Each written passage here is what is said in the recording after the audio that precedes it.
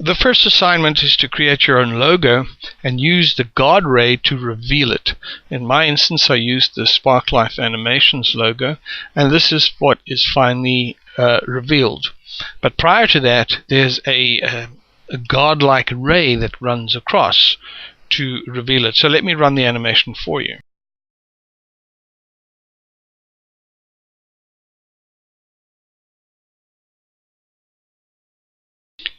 Now this is the completed work in the compositor. Let me give you a better view by going view and toggle full screen to give you just a bit of a bigger picture. I just want to focus your attention here to the first or the second part is the creation of the mask. If I tab on the group, you can see it unfolded or unpacked, and these are the various subsets and nodes within that particular group of nodes that make up the mask. Now the mask in this instance is that little sliver of mask that runs over the text to allow only a small part of that godlike ray to emerge, as you can see here in this example. The second part is to create the halo, this kind of halo kind of effect around the godlight. And then thirdly, or the fourth part will be the spotlight, and that is that bright light, this bright light, and how to create that. And we found at the end we had to add some additional work here, essentially also to animate this light so that it moves along with the mask during the course of the animation. At any rate, you'll see how that all is put together in just a moment. So part one of the guard ray consists of the text as well as a slider that reveals and hides the text. So first of all, let's just get rid of the toolbox over here with a T, and delete that. Then we want to get rid of the cube and the light. So the cube is already selected. We then shift and right click to select the light, and we hit delete and get rid of that. Let's change our view to a front perspective view by hitting Numpad 1 and then Numpad 5 to give us a front ortho. That's a straight on view. So let me just put the cursor right back to the center. So I go Shift S and cursor to center, and wham, it's in the middle. Next up is we want to move the camera to the center and position it up over there. Easiest way to do that is right click to select the camera, and then we hit Alt G, and that pulls it right to the center. And then let's get rid of the rotation with Alt R. That's the rotation out of the picture. Now we hook the handle, and let's pull the camera right up to about there. Next up, we want to start with the text. We go Add, and we hit Text. There's our text over there, but we can't see it. So let's have a look through the camera view. We hit Numpad 0, and there's our text. Next up, let's hit Tab to go into edit mode, and let's change the text to read Spark. Spark is the first part of Sparklife Animations. Now we want to change the font, and in the properties panel you'll see this new F come up the moment we go into text mode. So we hit F and we select the font, and if you go down, scroll down a little bit here in the rollout, you get the fonts, the types of font. So let's change the font. Left click there, and font here, go to my library, and the one I want to use is Kudos B for Bravo. Double click on that, changes to what I think is a very attractive font. And what I want to do now is I want to move this spark just to the middle of the picture. Here's our frame, the camera frame. So I hit Tab to select it and take one of my handles and I pull it across over there. Now I also want to add and pretty this up a little bit. So I'm going to add some bevel, and I'm going to add some extrude. So let's take extrude first. So 0.015, just subtle, not too much. And the resolution at 2, just to get the quality right, and then hit 0.01 for the bevel. Just subtle, but that really does look nice. Now since I have all of this in place, I might as well copy that. So for the life part of the text, I hit Shift D, and that's copied that. Now I want to move it directly along a line on the x-axis. So the way to do that is I hit G to grab it, and X, it gives me that line, and I can now pull it across into position. Now all I need to do is just change that text to read life. So I hit Tab, and I tap back, and I type in life. That's great, but it's not exactly in the center. You see, it's a little bit more to the left here. So if I hit Tab, that means the life part is now selected. I hit Shift right click, and now I've got both of them selected. Now I just tease it along a little bit to the right. I also want to get my cursor back, my 3D cursor, to the center, so I hit Shift S, cursor to center. Now, if I have that, I can scale this whole lot, because I think it's a little too big. Scale this whole lot down around the cursor as a center point by hitting period and then S, and I can just reduce it ever so slightly. I think that's a little bit more balanced. Right, now spark is going to be in a bright red, bright dark red, and life in a white. So first of all, let me right click to select spark, and I then go to the properties panel, choose materials. I have a new material. Of this material, I don't want any specularity. I turn that to 0. I want my intensity right up there at 1, and I select my diffuse color. I want this nice rich red color. So in RGB, I got red at 100%, G at 0, B at 0. So that's my red. Also, I want my HSV values to 581. My saturation value, not saturation, the value I want set at 581. 585 is fine. Alright, and now since that's done, I can go over to life, select the life part. I'm in the properties panel. I hit new, and in materials, and turn specularity to 0, intensity to 1, diffuse is in white, take it all the way to the top, and that's a nice bright white that I've got there. So that sorts out the spark life side. Now I will need to add animations. You just get a bit closer. You can see the text, how that's been changed with the beveling and so forth. Now let's do the next bit of text. We go add and text, and let me just pull that down a little bit and hit period, and I just want to scale it down around that around the 3D cursor. Bring it down just a little bit. I hit tab to go into edit mode, change that to read animations,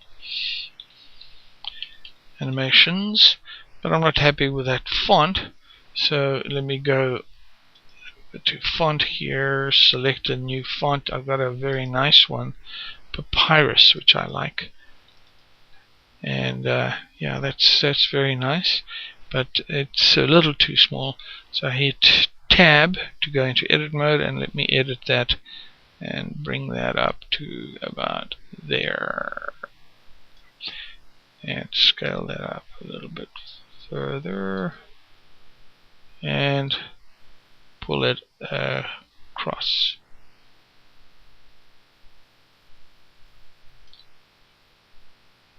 scale it up just a little bit more, and I position it until I'm happy with it. And I need to change that to a nice deep yellow. So I go Materials, New, I turn that to 0, the specularity. I turn my intensity for diffuse up to 1.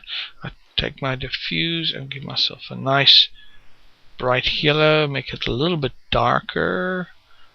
That's about right.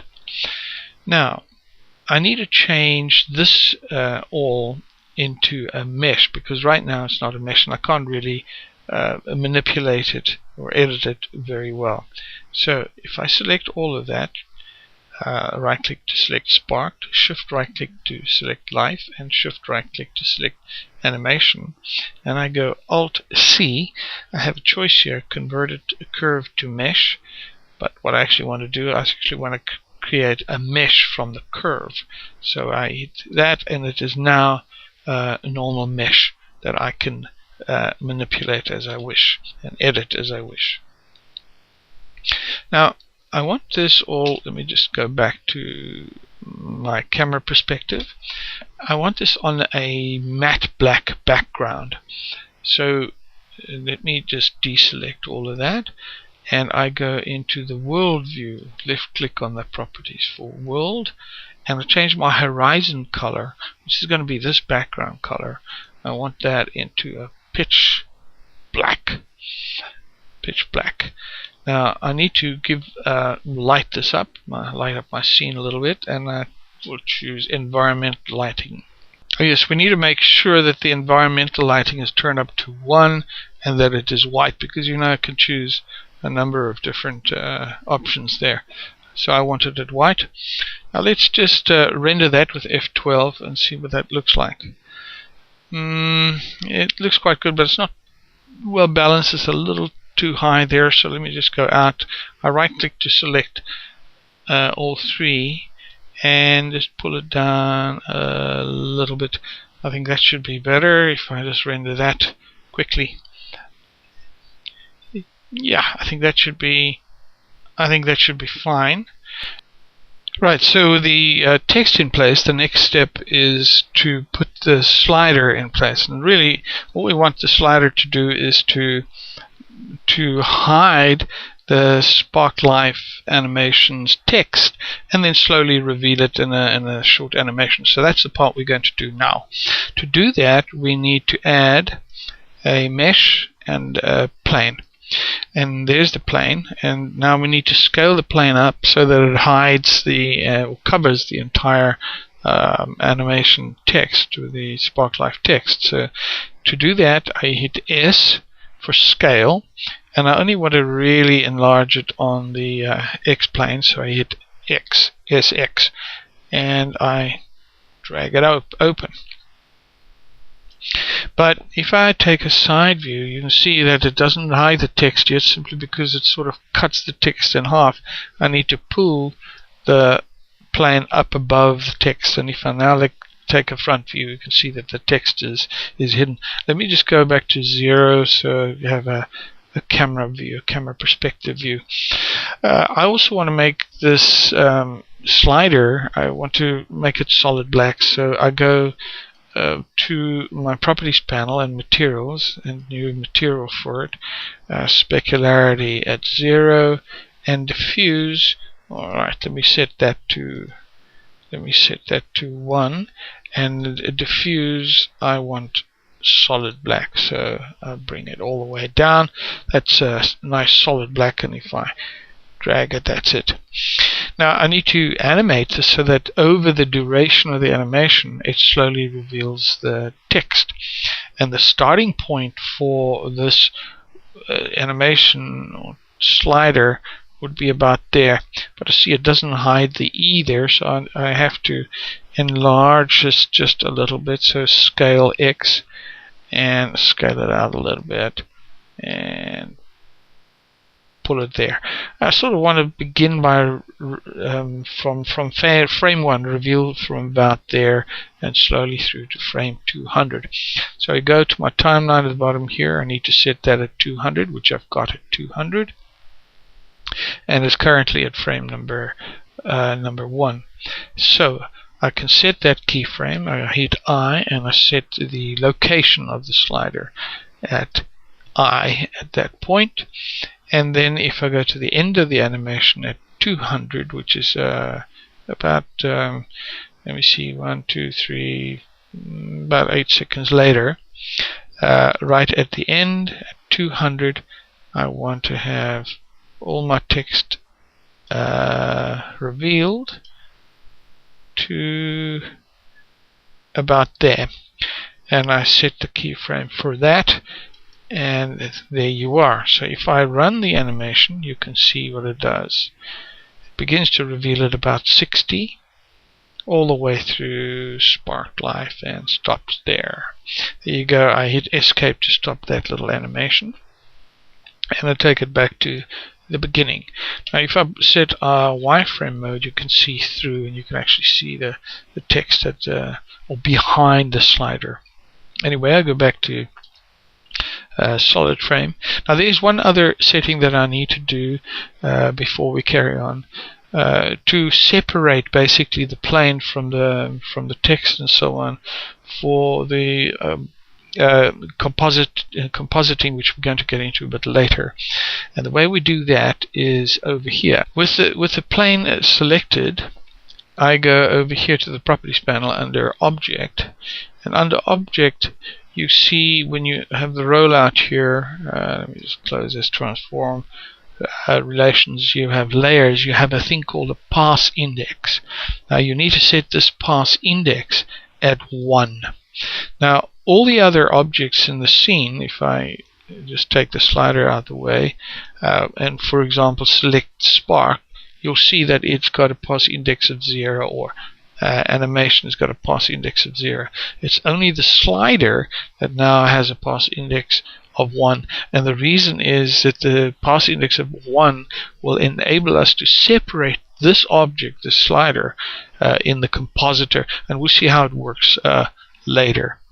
So the next is to go to the layers to actually activate this. We go into layers, and under layers we have object index, and we need to just make sure that this little box is ticked, and that allows you to, or shall we say, deliver the separation of the index pass. Anyway, it'll make more sense later on.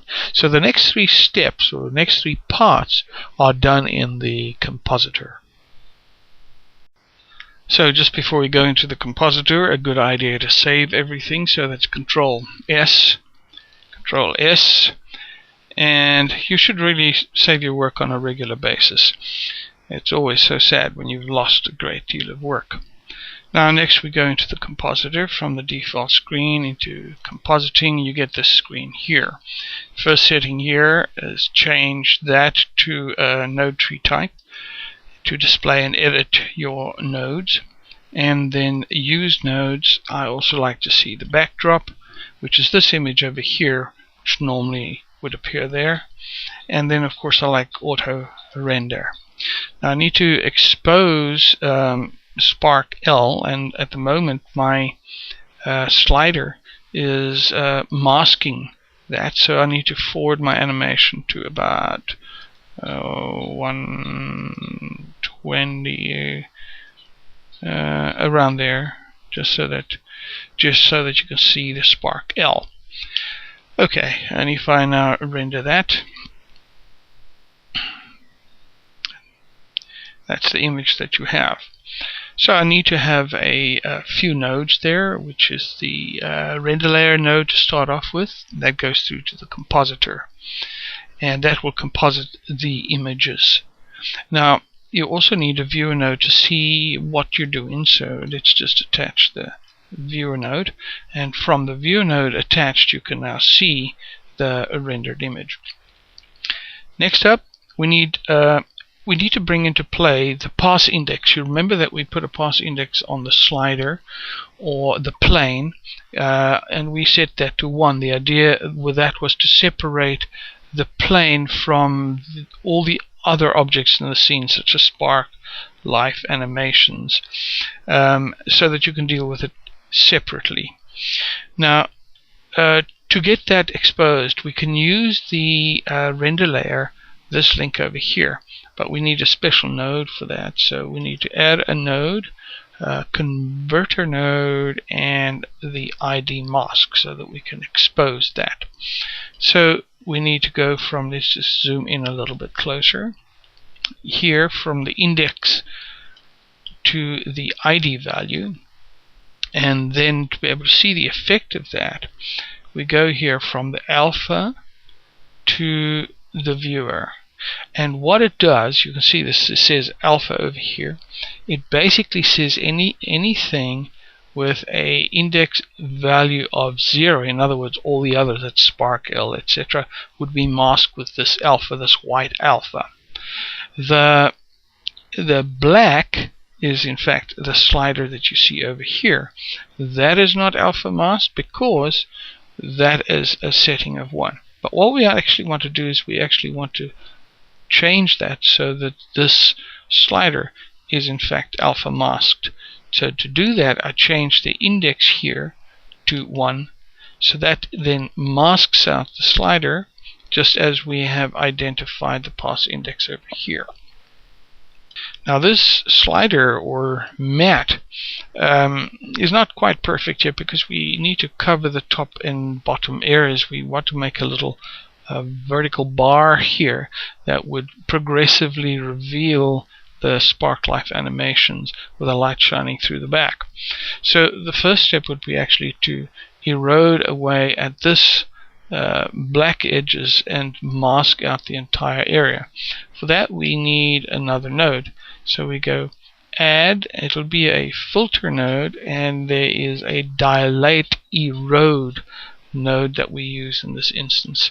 So what we do is we connect the noodle from the alpha through to there, and then from the mask through to the viewer. And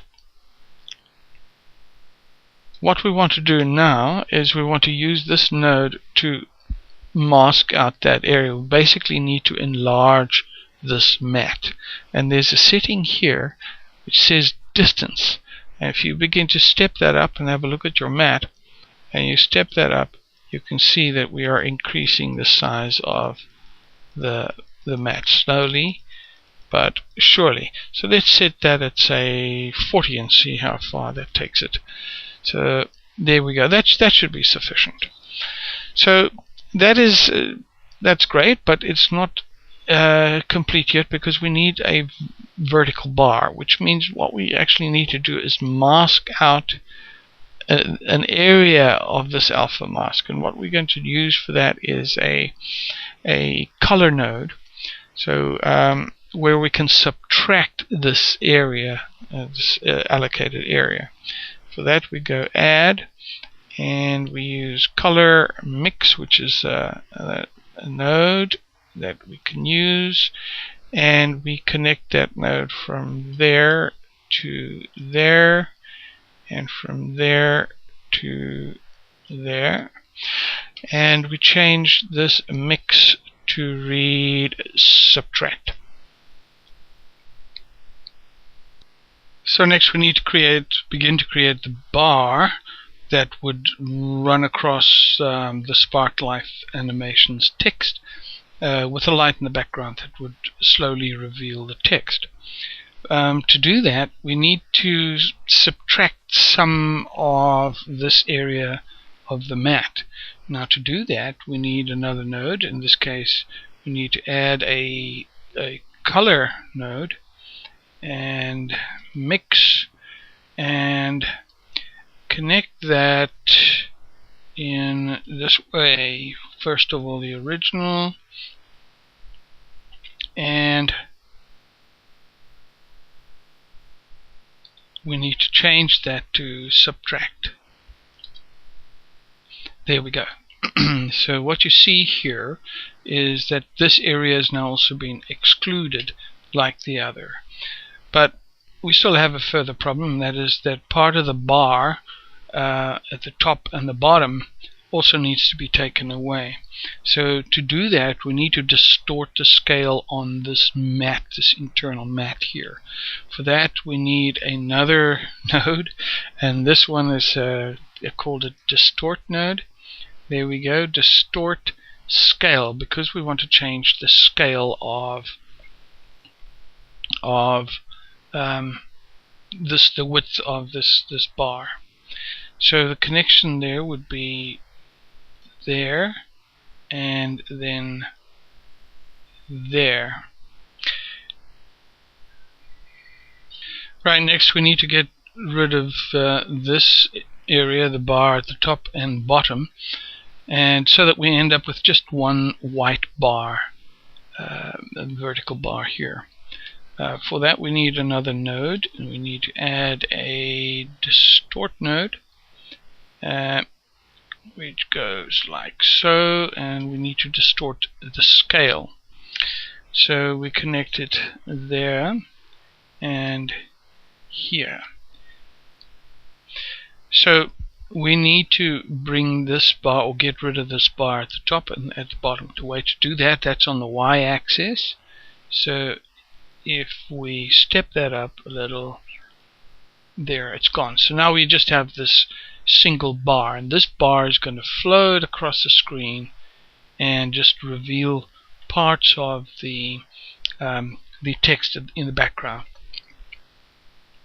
We next need some multiple colors to come through, so we need to add one more, and that is add a color node, mix node, and let's put it over there, and then bring in the original to there and the output from there to there, and then we can take that away. We need to take that out to there, and then we need to change this to multiply. Let's just zoom in a little closer. Multiply. Now what you see here is that some of the text is revealed here. This is where this our vertical bar is. Now the node that we just put on now has a FAC on it, and if you observe the text, if I lower the FAC, you can see it's starting to be revealed as I lower the FAC down to 0, and the settings basically here is either 0 or 1, or anything in between is just a lighter or darker shade of the text. Now what we want is we want the text completely out except for where the white bar is, so our setting there needs to be 1, and that basically masks out the rest of it. So what we've got now is just the little bit of text revealed here where the bar is at this particular point in the animation, which is about 120, frame 120. So that is those are all the nodes that are required to set up the mask. We might want to add a viewer node and then put this all together in a single group and label it mask. So let's just add a viewer node, which is an output node, and we call that viewer, and let's position it here, and we just make that part of our node cluster so that we can always use that at a later stage. Now a simple way just to group all of these nodes together is we just deselect everything, select everything, deselect everything, and then let's use B for box select. B for box select. Select all the nodes that make up the mask node, and then go over here to node, and let's make a group of it. We could also hit the hotkey Control G if we wish, but what it does, it groups all those nodes together, and if we then hit tab, it brings it all together into a single node.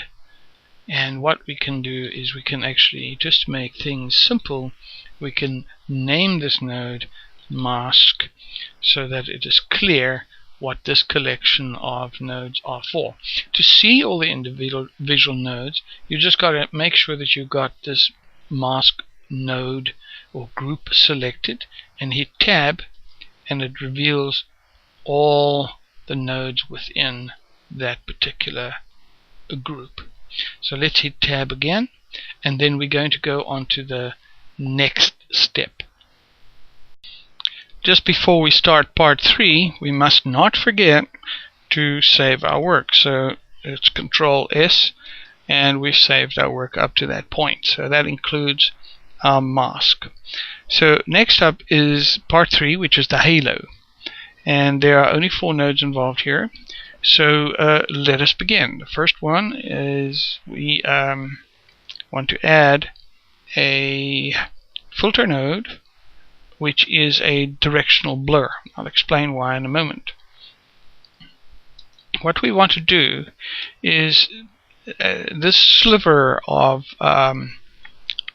the mask, as it passes over the text, what we want to do is we want to actually create a blurred effect of these characters shining through towards the viewer. So the node that we use for that is this directional blur. So let me just zoom in a little closer and you can get a better idea of what it looks like. So let me step up the number of iterations on it, let's say to about 3 to start off with. And what we want to do is we want to zoom in and create an effect there. So let's step up the zoom effect there. You can see as we do that the blurred effect that we're creating. But as we go further and further, it becomes a little bit more staggered and not as smooth. So we need about 5 zoom set on 5. But I already pick up 2 problems here. One is that the gaps are too great, and one way to cure that is to increase the number of iterations. But the penalty you pay for increasing the iterations is very heavy on the computer. Now the next thing that I see that's wrong is that it is not really the blur isn't really directed towards the viewer. It's sort of slightly off screen, and the way you would adjust that is here with the center of both the X and the Y axes. So I'm going to change that to 0.55. I think that should bring it in a little closer. Yes, there you are. And also the y-axis 0.55. So that should look a little bit better. Now that's great. So the next thing I want to do is I want to put in another node here to soften this effect a little bit. So to do that, we need to add another node in between these 2 here. So we got a directional blur, which helped us get this direction on on the object. Now we need to put in another one. Add a filter and a blur. There it is. Let's stick it in the middle, and it should automatically do that, but let's help it along.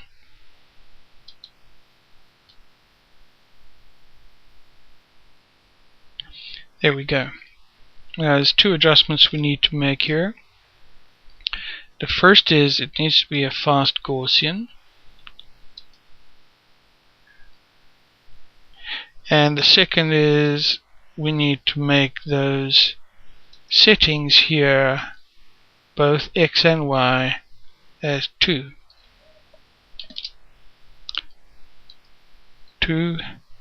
And yes, it's softened that a little bit. Now we need to ensure that we have the right lighting that comes through, and for that we need an RGB curve editor, and we need to add that, and it's a color node, and there you are, RGB curves, which allows us to do some subtle adjustments to the color. Let's just pull that in nicely and reconnect that accordingly. Image, and Let's just go out a little bit and pull that in there to image.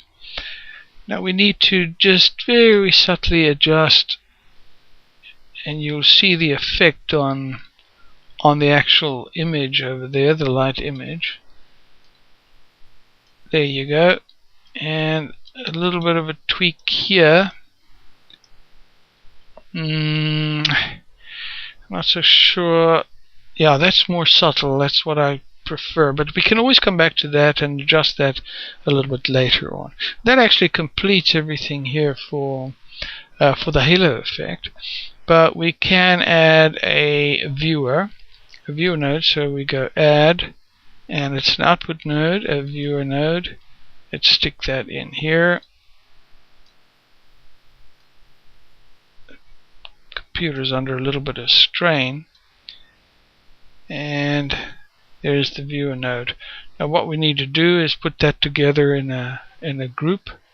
So the way we do that is we have our first group over there, which was the mask, and we want to now put this in another group called halo. And so we go B for box select and select all the nodes. I need to deselect that one. So let me first deselect everything. Go B for a box select. I'll select all those nodes that are related to the halo. And then we go over here to node and make a group. Or I could have gone a hotkey Control G. But there you are. It puts it all together, and if I hit tab, it gives me another single node and makes it a lot easier to deal with. Of course, with that node selected, with that group selected, if I want to see the individual nodes in that group, all I have to do is hit tab again, and it unpacks it for me. So I'm going to hit tab again just to repack it, and then we are ready for the next step. The fourth part, actually. So that brings us to part 4, which is to develop this bright spot. But because this is very, very busy, as you can see, I want to handle this one a little differently. The first thing I'd like to do is just change the view, toggle full screen, and this just make it a little easier for you to see. But just before we get started, there are two things at the end of the previous part that I forgot to do. The one is, as usual, I'd forgotten to save our work. So Control S, very important that you progressively save your work. It always gives you a fallback point. Secondly, I forgot to name the halo group. Now, we completed the mask group, which we labeled. But the other one that we just completed, which was the halo, I'd forgotten to do so. And this is the node for that group here. So let me left click on that and type in halo. So with that done, and perhaps I can just move this out of the way. And the rest here, these are all the steps, all the nodes that were required to create this bright spot for part of our animation. And this is the bright light that will shine through from the back through the little sliver or mask that we've created. That mask, as it moves over the text, slowly reveals the entire text with this bright light in the background. So you get it. So let me zoom in a little closer, and let's look at our first node here. This node is a filter node with a blur effect, and we've changed that to fast Gaussian, and the settings here 12 by 12. And just look at how we connected that from the mask, from that output to that input over there, and that brings us to the next node. The next node, its purpose was to make the brightness, and for that we use the color node, RGB curves. And if we look at the setting here, what I've done, I've moved this all the way up to the very, very top. That's the only change I made with it. Now if you want to see what that looks like, I can give you a direct look by just connecting that straight to the viewer, and you can see the brightness to our light in the background. So let me just reconnect this. As we go along, I'll show you what the view looked progressively as we built this bright light. Now after that, we put in four, almost like a stack of cards, 4 filter blurs, each one with a different setting. Each one, of course, was a fast Gaussian as well. In this little window here, you can actually see the result of adding that to our node tree. So fast Gaussian, all 4 of them. This one 25-25 connected like that. They're all connected identically, straight from the RGB curves. Then the next one 50-50, 120-120, and then 350, a really big one, 350 by 350. That really boosted up the brightness quite considerably. Then to gather or group this data from these nodes, we added 3 add nodes. These are color, mix, and then change it here from mix to add, and with a FAC of 1. So we connected the output from these 2 nodes through to there. That gave us that particular one. The second one was the output from the add node to it, the top connection, and then from there to the bottom connection. And then the third one was straight here, the last node, the last blur node, into the bottom. And the second one, which really gathers, the top 3, it input over here. Now at this point I wanted to add the streak effect. So the node that we used to achieve that streak effect was this glare node over here, and let me just show you what that looks like. If I connect that directly to the viewer, you can see the vertical streak with the rainbow colors, and it's very attractive. The settings I made for the glare, first of all, streaks, I had a choice there of a few others, a simple star, fog, etc., etc. The effect I was looking for was the streaks, which is great. Then I chose a low quality. That helps in terms of render speed. Good idea.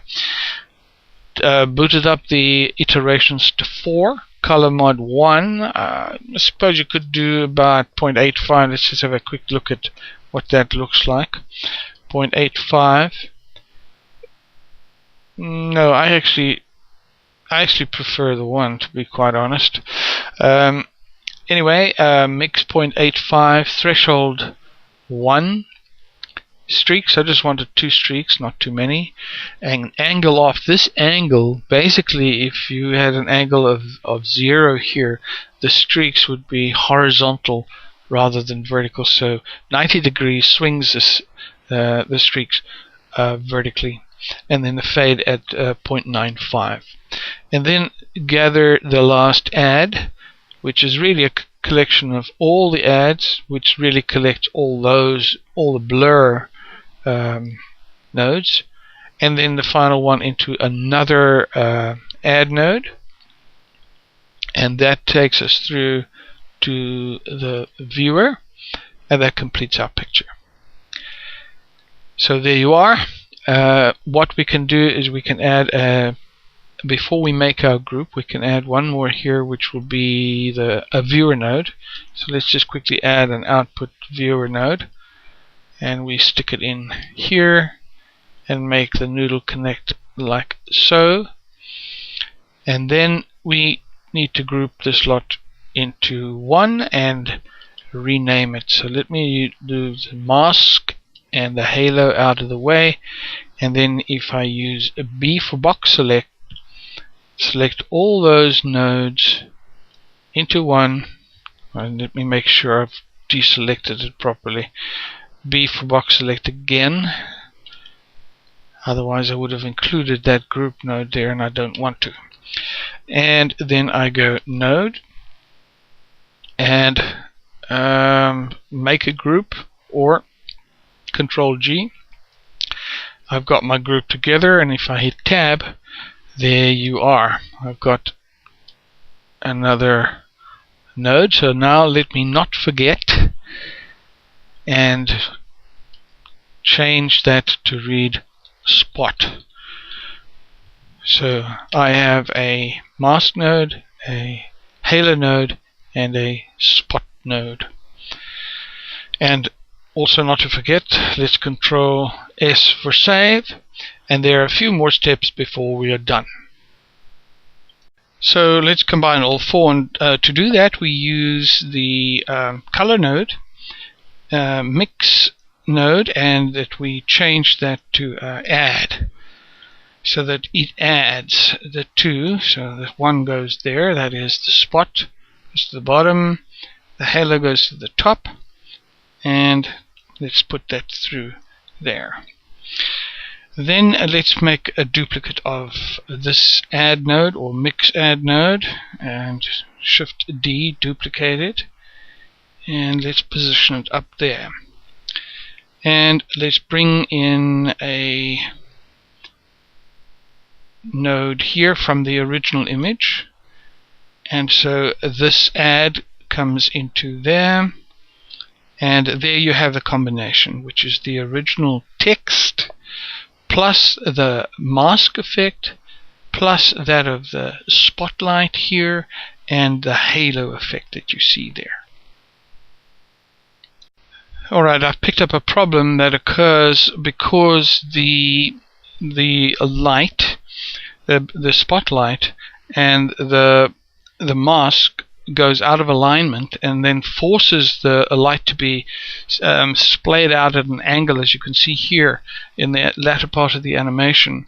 If I move it towards the S and just let that render, you'll see that the light is stationary in the middle, because that's how we set it up, and now the mask is towards the left over the S, and that creates this kind of angular effect. What we really want to do is for both the light and the mask to remain in alignment during the entire animation. And the way we can do that is if we focus on the halo and tab through to there and have a look here at this node here. This node says center 0.55. That's basically the position of that directional blur.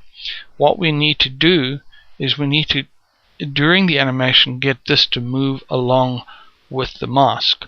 So let's position our animation, shall we say, here in the beginning, about there, and then that is about first 10% of the animation.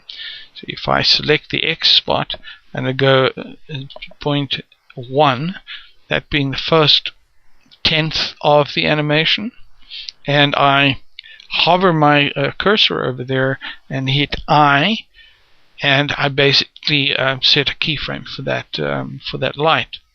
And now let me advance the animation here to the latter 10%, the last half of it, and I change this to 0.9, which is 90% of the animation, and I keep my mouse over it and hit I and animate that keyframe. So let's just render that and see what that looks like. So it does take a little bit of tweaking, but really what you need to do is you set your animation at a specific point. So this is where the mask is at this point in time, and then you set a keyframe at that point. And what you do is you animate the light directly behind the mask, and then you do the same for the other end, where we've got it in the first beginning of 10% of the animation, and it improves, but it does require a little bit of tweaking. So you go ahead and just keep on tweaking it until you get it quite right, and it is pleasing to your eye.